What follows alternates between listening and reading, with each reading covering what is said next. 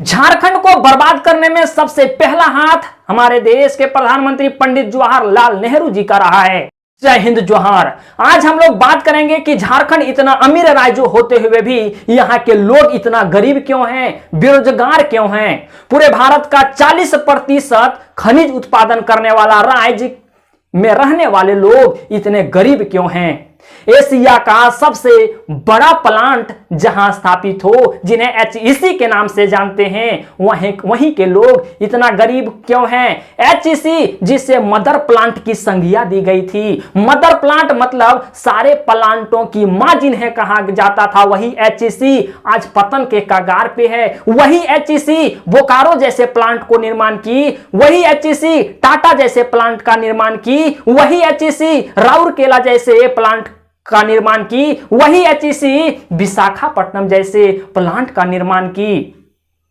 इतने बड़े बड़े प्लांट होने के बावजूद भी यहाँ के लोग आज बेरोजगार क्यों हैं, इतनी गरीबी यहाँ क्यों है। जब हमारे देश के संस्थान इसरो को साइक्लोस्टोन की जरूरत पड़ी थी, परमाणु बम में साइक्लोस्टोन का प्रयोग किया जाता है, तो उस समय अमेरिका को मांगा गया साइक्लोस्टोन, तो अमेरिका उस समय मना कर दी। तो उस समय हमारे देश के डॉक्टर एपीजे अब्दुल कलाम के हैं कि और आपको साइक्लोस्टोन कहीं नहीं मिलेगा, अब चल जाइए एचईसी प्लांट, वहीं आपको साइक्लोस्टोन मिलेगा। साइक्लोस्टोन आपका एचईसी में मिला था, वहां से बना करके दिया गया था। एचईसी एक ऐसा प्लांट था जो सारे प्लांटों के लिए इक्विपमेंट बनाती थी। ऐसे ऐसे प्लांट होते हुए भी, या तो हमारे देश में इतने बड़े बड़े खदान होते हुए भी यहाँ के लोग बेरोजगार क्यों हैं। झारखंड का क्षेत्रफल 79,714 वर्ग किलोमीटर है, लेकिन 79,714 वर्ग किलोमीटर के 70% पे खनिज ही निकलता है। फिर भी यहाँ के लगभग 40% लोग अपनी जिंदगी फुटपाथ पे बिताते हैं और 20% लोग कुपोषण के शिकार हैं। इसके जिम्मेदार कौन है। झारखंड को बर्बाद करने में सबसे पहला हाथ हमारे देश के प्रधानमंत्री पंडित जवाहरलाल नेहरू जी का रहा है। उन्होंने एक फेडरल रूल लाया था 1952 ईस्वी में, 1993 तक ये फेडरल रूल चला। इतने में तो झारखंड को बर्बाद कर दिया गया।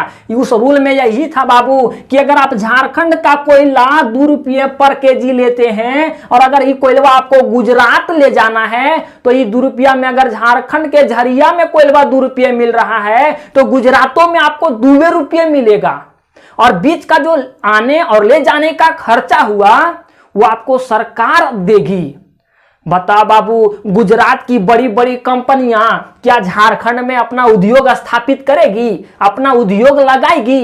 क्यों लगाएगी? जो कोयला आपको 2 रुपया में झारखंड में मिल रहा है, वही कोयला आपको गुजरातों में मिल रहा है, तो गुजरात की कंपनियां झारखंड क्यों आएगी?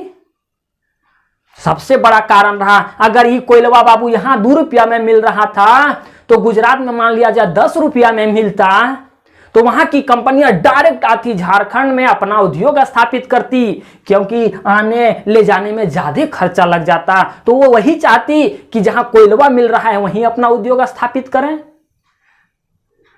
अभी कोई गुजरात में अगर सामान मिल रहा होगा 10 रुपया में, हमारा झारखंड तक आते आते उस सामानवा का रेट हो जाएगा 25 रुपया। अगर वो यातायात का खर्चा सरकार हमसे ले रही है, तो उन लोगों से क्यों नहीं ली? बर्बादी का पहला कारण यह है फेडरल रूल। दूसरा कारण है यहाँ की राजनीतिक में स्थिरता नहीं है। लेकिन हमारे देश की दुर्भाग्य है कि यहाँ 11 गो सरकार बन चुकी है। 5 बार बीजेपी की सरकार, 5 बार जेएमएम की सरकार और 1 बार निर्दलीय। हमारे देश की एक दुर्भाग्य की बात ही के हैं बाबू, जिसका कोई पार्टी नहीं है। हमारे देश का पहला राज्य है जहां निर्दलीय लोग भी सरकार बन जाते हैं। तो यहाँ सरकार में स्थिरता नहीं है। अब स्थिरता ही नहीं है तो कोई कंपनी आकर के यहां क्यों अपना उद्योग स्थापित करेगी? भरोसे नहीं है, कब गिर जाती है सरकार, कब उठती है सरकार। भरोसा भी तो सरकार पे होनी चाहिए। सरकार पे लोग भरोसे नहीं करता है, क्योंकि यहां सरकार 1 साल या 6 महीना में बदलती रहती है। तो यहाँ की राजनीतिक में स्थिरता नहीं है, इसलिए यहाँ लोग अपना उद्योग स्थापित नहीं करते हैं। और उद्योग स्थापित नहीं करेंगे तो झारखंड वासियों के पास खनिज संपदा होने के बाद भी अगर उद्योग स्थापित नहीं होंगे, तो यहाँ के लोगों को रोजगार कहां से मिलेगा? तीसरा कारण यह है, यहां सी पोर्ट नहीं है बाबू, क्योंकि जो झारखंड है वो एक स्थलबद्ध क्षेत्र है। स्थलबद्ध क्षेत्र है माने यही है कि पहाड़ से घिरा हुआ क्षेत्र है। आयात में यहां बड़ा प्रॉब्लम होता है, सामानों का आयात और निर्यात करने में बड़ा दिक्कत होता है। यहां पानी जहाज वगैरह नहीं चल सकता है। तो ये एक स्थलबद्ध क्षेत्र है। ये जो क्षेत्र है वो पहाड़ी और पहाड़ों जंगलों झाड़ों से घिरा हुआ है।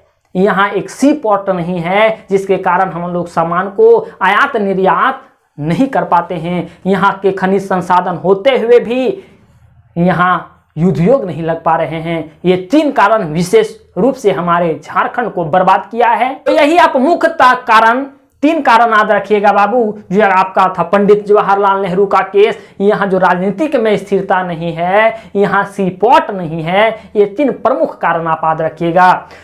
तो ठीक है बाबू, हम मिलते हैं एक ऐसे ही आपको कोई नए टॉपिक पे रिसर्च करके आपके साथ हम कुछ जानकारी साझा करेंगे। अगर आपको कोई विशेष टॉपिक पे रिसर्च करके वीडियो चाहिए होगा तो आप जरूर कमेंट सेक्शन में बताइएगा। अगर आप इस चैनल पे नए होंगे तो हमें मोटिवेट करने के लिए चैनल को सब्सक्राइब करके बेल आइकन को जरूर दबा देंगे।